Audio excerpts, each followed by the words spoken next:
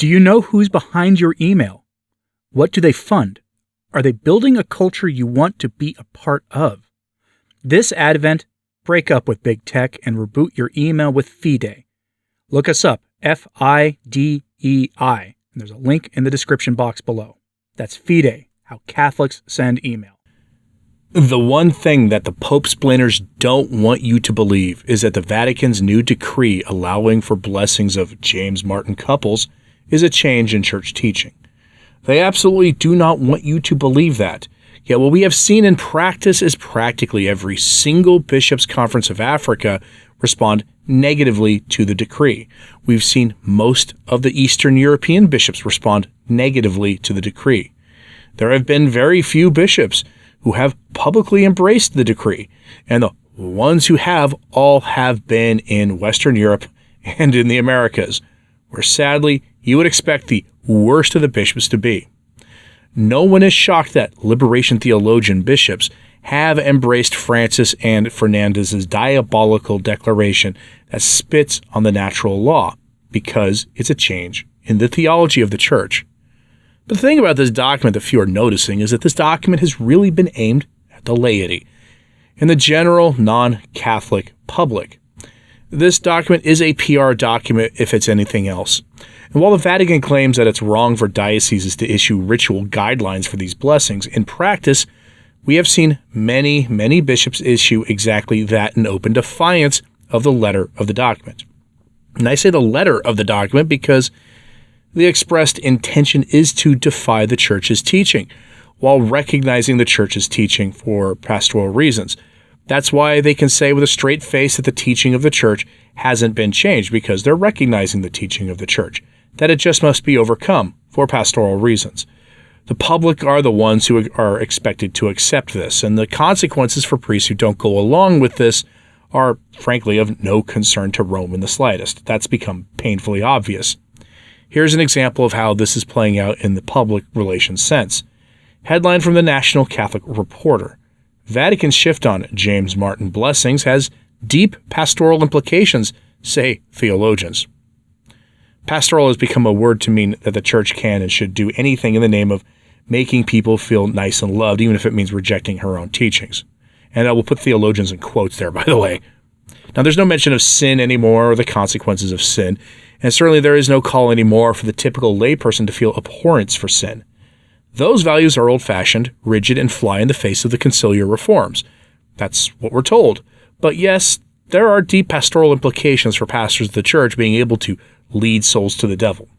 Quote, theologians and James Martin crowd advocates greeted with mixed emotions the unexpected December 18th declaration from the Vatican's doctrinal office that Catholic priests could bless double S couples, as well as divorced and remarried couples.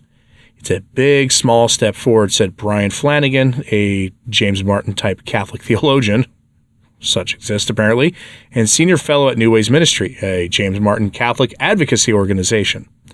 Some of the headlines ran too far too fast because it's a very specific and limited declaration, Flanagan said, but he also said that the declaration has, quote, deep pastoral implications for Catholics around the world, especially in places that currently don't have civil parodies of holy matrimony at all. Flanagan emphasized the, quote, number of people who might give their relationship to Christ and their relationship to the Church a second thought, a more open thought, who might feel welcome now in the Church in a way they would not have otherwise. He continued, I think it's a huge move, end quote. In other words, this document will help the cause of Catholics in places where the laws of the state do not allow for James Martin's parody of holy matrimony. There are plenty of places in the world that don't have that law in their books who have expressly written laws quite to the opposite. In fact, they have actively resisted the pressures of Western governments to force this nonsense onto their countries. This document is a wedge into changing those laws because it's meant to go towards the laity. It's a foot in the door for the further spread of this diabolical error beyond the corrupt and decadent West. I don't think anyone could have foreseen the Church founded by Christ being used as a blunt instrument to force these changes onto the less wealthy parts of the world, but here we are. That is what we are seeing now. The Church has fully been co-opted for ideological use by the secular powers, who themselves are in the service of Satan. This is, of course, nothing new. The main difference now is that this is a much more over-the-top, insidious, and obviously diabolical use of the church that has been founded by Christ, but has now been taken by those who stand in opposition to the church's actual purpose. That this is lost on the people who are celebrating this change is not surprising, since the so-called theologian quoted in the article above has given himself over completely to sins that cry out to heaven for justice, sins that even cause the devils to flee the sight of when they are being committed, if the exorcists who talk about these things are to be believed, sins that disgust even the demons. Do not be surprised that those, like the person in the quote from the article above, celebrate what this has done to the church. Sin, after all, darkens the intellect. One can only guess what the effect on the intellect is of sins that cry out to heaven for justice. Now, the article continues and describes how an activist named Marianne Duddy Burke celebrates this decision, who is herself a member of the James Martin crowd and in a parody of the sacrament of holy matrimony herself. She is a lifelong activist for this cause and says that this is a major step forward for having the James Martin crowd be treated with what they would call human dignity and be affirmed by the church. Quote, Duddy Burke emphasized that this was not the end point of the long journey towards full equality and full affirmation, but she said, I do think it's important for us to stop and celebrate the milestones along that journey. And this feels like a significant milestone. I'm just so grateful to all the people throughout the decades who have told their stories and lived openly and who have fought to maintain their place in the church, said Duddy Burke, who earlier this year was invited to speak in a Catholic church for the first time since 1986. The document for the Vatican's Dicastery for the Doctrine of the Faith comes just 2 years after the same office declared in 2021 that double S pairings could not be blessed because of God, quote, cannot bless sin. Duddy Burke called the change the blink of an eye in Vatican time. The reversal, she said, quote, showed that church officials had recognized the way that the original statement had harmed James Martin, quote unquote, Catholics and their families, and that Vatican officials were taking, quote, seriously their role as shepherds to all people, end quote. Note that they're using the language similar to that of civil rights. The implications for that are enormous, obviously, since it does cast the church into the light of the villain in this story. The church is apparently in the wrong. The church, according to folks like those interviewed for that article, is not helping those who have been cast to the margins of society.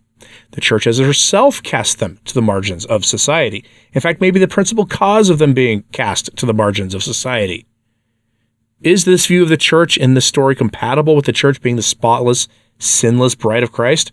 I don't see how it can be, since this practice of the church and this teaching of the church goes back to the time of Christ and predates the establishment of the Catholic Church on the Rock of Peter by millennia. The church has been wrong on the issue, they tell us.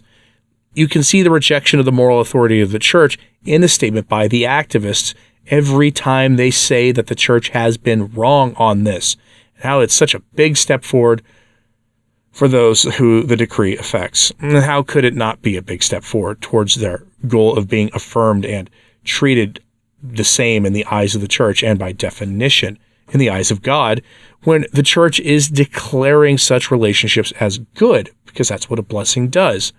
After all, the word blessing in other language is rooted in the word benediction, which basically means to declare something holy or good in the church. Once this is understood in its fullest implication, the rest flows naturally. We haven't had a full normalization of the sin in question yet, but this document is an important first step to achieving just that goal of theirs, perhaps under a future successor of Francis, or perhaps in another declaration by Fernandez in the coming months or years. Only time will tell on that score, though. I'm curious, though, what do you think about this? Are you surprised that there is such a thing as self-described James Martin-type theologians in the church? Are you surprised that Jesuits are celebrating this? Is it a surprise that the loss of the sense of sin has led to this place? Remember, sin darkens the intellect, and the more one gives themselves over to more serious sins, including those that cry out to heaven for justice, the more our intellect is darkened, our ability to see the truth is obscured. That is core to this as well. And remember, the vast majority of Catholics on Sundays want the teaching of the church on this issue to be changed, to be more accepting and welcoming to people. That is where the church is, at least in America, Western Europe. That's where it is. We've seen the research data on this. The typical pew-sitting Catholic is with the intent of this declaration. So let me know what you think about all that in the comments, please. Hit like and subscribe if you haven't. It does help. So does sharing this on social media. That helps too. And as always, pray for the church. I'm Anthony Stine. Ave Maria.